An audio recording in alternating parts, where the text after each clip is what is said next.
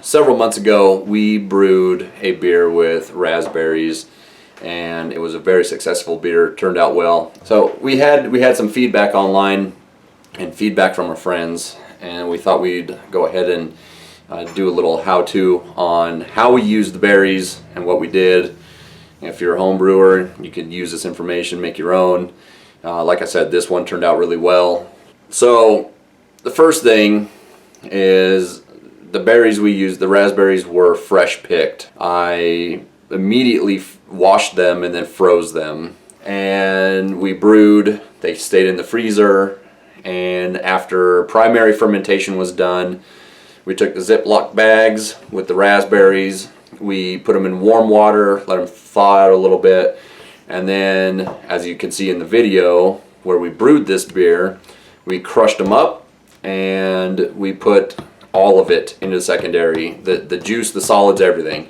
The reason we crush it up is so that the natural sugars in the fruit are more readily available to the yeast so that they can metabolize it. So yeah, the juice, the solids, everything goes into secondary, and then we racked the beer from primary into secondary on top. We put honey in the beer in primary to boost up the ABV. Fruit naturally has wild yeast and bacteria in and on it, and there's a huge chance of infection when you use fruit. We didn't sterilize these berries. We decided we're just going to throw caution to the wind and put the berries in without sterilizing it, no pasteurization. It turned out well. So we had the beer on the raspberries in the secondary fermenter for 8 days. That wasn't long enough. I would, next time I will age it longer, let it extract more flavors and give it more time for the yeast to metabolize those sugars. And after that we actually went into a tertiary fermenter with it. Again, I think we need more time in there because this beer gushes when you open it, it overflows. And I think that's because some of those sugars from the fruit are harder to metabolize than the sugar we get from the barley. So I think you need even more time. Let it work on that, let it age for a while, mellow out, and then bottle it. We made this beer in September. It's what, February now, and it still smells amazing. It tastes amazing. It tastes fresh. There's a certain amount of recommended fruit to put into a beer. If it's a strong, assertive fruit, like a raspberry, there's only so much that is recommended that you put into it.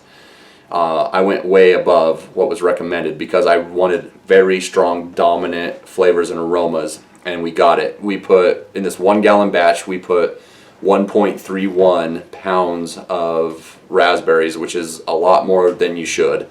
Everything I saw online suggested a pound or less. So we went above and beyond, and you can tell in the flavor and the aroma. It's awesome. We are very curious, and we might try this to see if we could get something close with store-bought frozen raspberries. My guess is it'll probably still be good, but not as good. You can smell and taste the freshness in this beer months after we brewed it. It wasn't really any beer to style. It was just a weak beer that we made that would let the raspberry shine through. If anything, it was pretty close to maybe a cream ale. And it would be really fun to play around with these raspberries and put them in different styles and see how it turns out.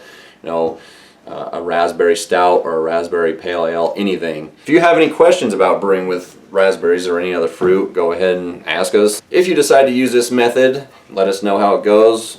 Message us on YouTube, Twitter, Facebook. We're pretty curious to see how it turns out for you if you use it. To the final raspberry. Oh, it smells It's divine. the final raspberry. Doesn't work. Seriously.